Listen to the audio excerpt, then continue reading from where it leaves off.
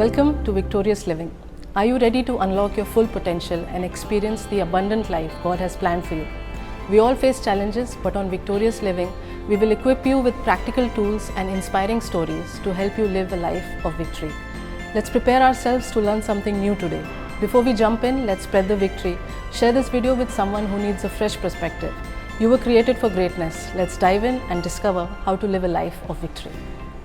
Hi everybody, welcome to another episode of Victorious Living. This program is designed for you because you are important to God.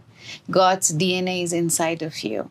He has already planted victory inside of you. And through our guests and our discussions, we really want to help you in this journey of life. It's not easy, my friend. You have to have the right people to influence you. And you're not watching us by chance. Today, your life is going to change.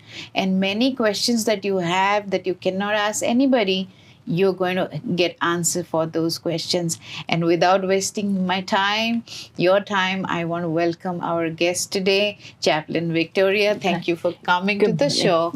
And I am sure that at the end of our conversation, many people are going to be blessed. As I was telling you before the show began, that I am so impressed by your leadership skill. I'm impressed and touched by your humility. And I heard your testimony. You should watch the previous episode. And your testimony, the encounter with Jesus, how it changed your life. And I'm so blessed to have you here today. And you're going to answer our questions, a lot of our questions. So my first question is, how do you do your leadership? How did you get the idea of being a servant leader, and how successfully you lead everybody? How that happened from a biker gang to this place? Yeah.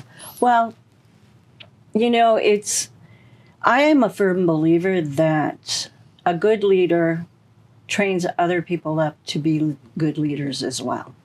I have never been a person that feels like you take everything and you hold on to it.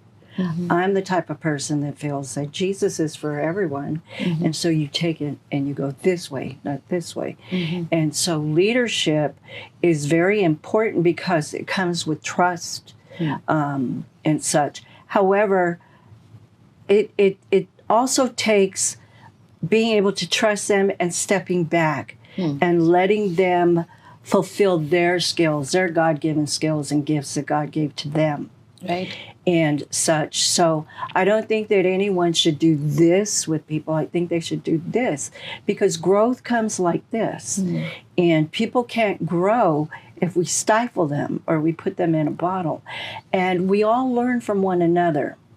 Not one of us has the own answer, one answer to everything. Right. You know, but it's kind of like I say, you know, I can think of this, but two heads can think of this, and then three heads can think of this. And you come together and you have, you know, counsel, and you go from that point.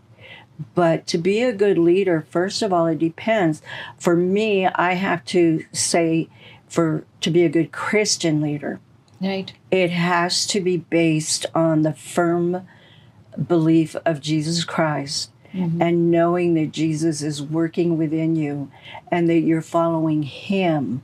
You're not following you. Right. So it's very important to always keep Jesus as the head of all.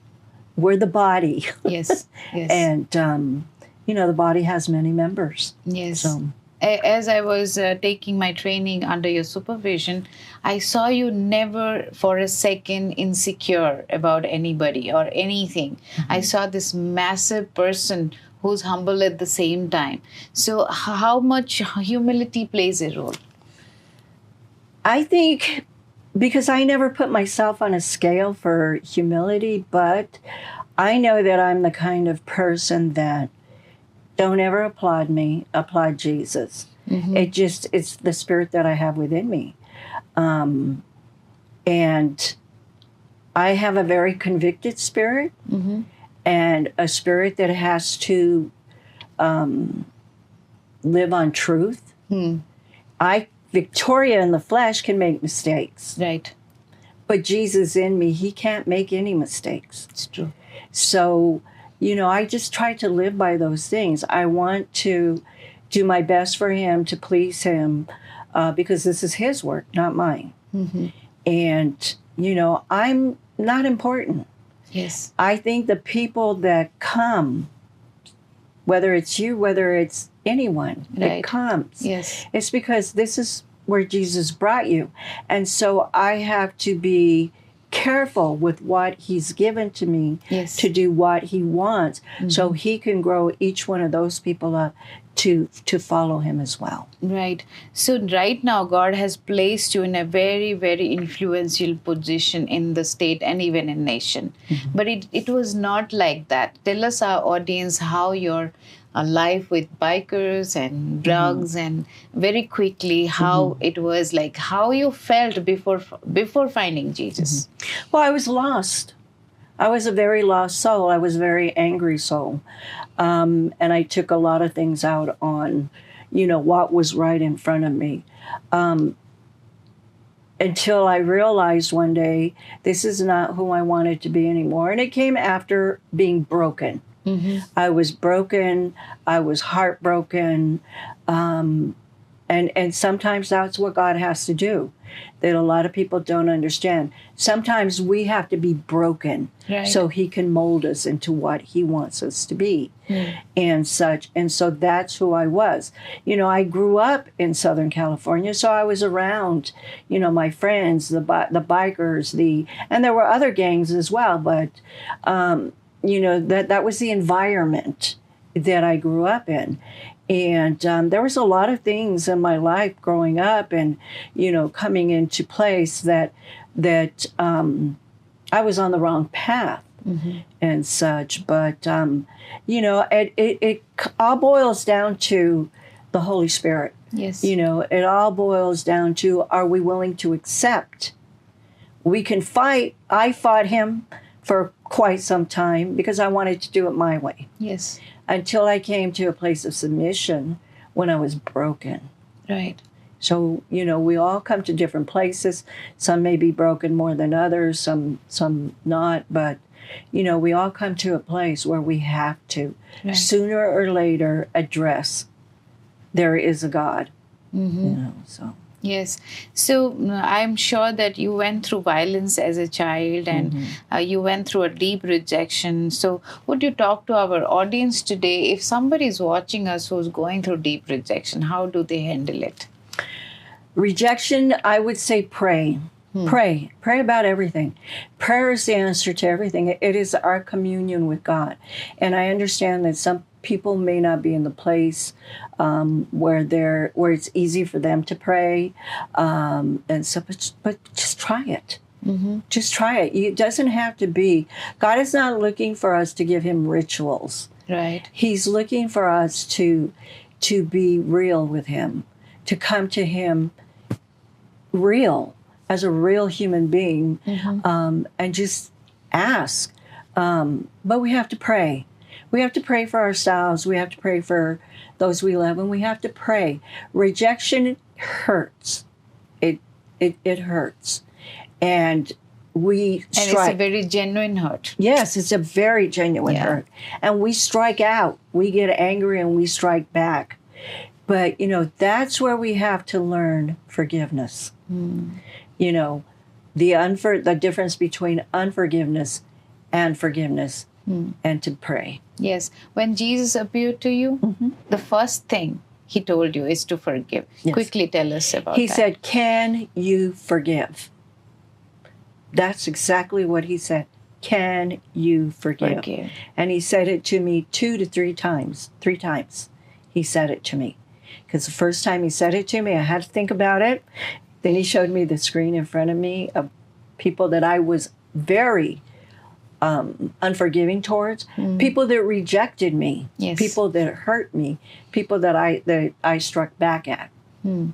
So it was very important that he asked me, "Can you forgive?" And I realized, looking at that screen and looking at him, being in his presence, none of this mattered. None of it. None of the world mattered. Nothing going on mattered. What mattered was him. Yes.